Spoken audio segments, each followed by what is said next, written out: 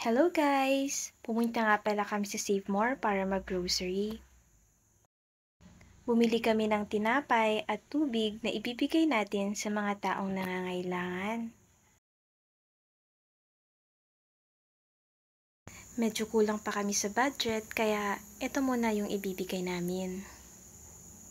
Sobrang naawa kasi kami sa mga taong natutulog sa kalsada kasi wala na silang inumin at pagkain. Pagkatapos naming namili, ay agad na rin kaming pumunta sa cashier para magbayad. Mga 12 AM na pala kami lumabas. Nag-face mask at nag-jacket na nga pala ako para di ako mamukhaan.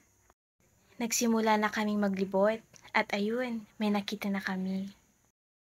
Medyo nahirapan pa akong tumawid kasi sobrang daming sasakyan.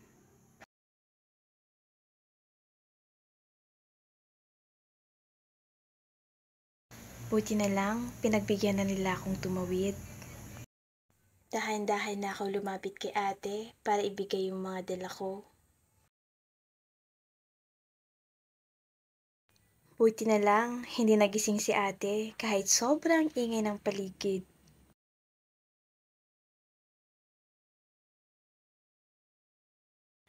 Ang next na nakita namin ay sina nanay at si kuya.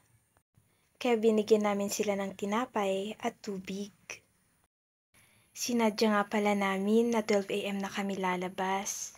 Gusto kasi naming tulog na sila para hindi nila kami makita. At wala nang masyadong mga tao pa ang makakita pa sa amin.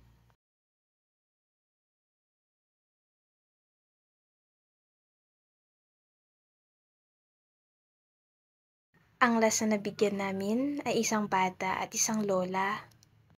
Sobrang nakakaawa kasi wala man lang silang kumot.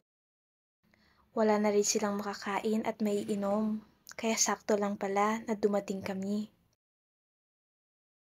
So ayun guys, medyo pinagpawisan ako pero okay lang kasi nakatulong naman tayo sa kapwa.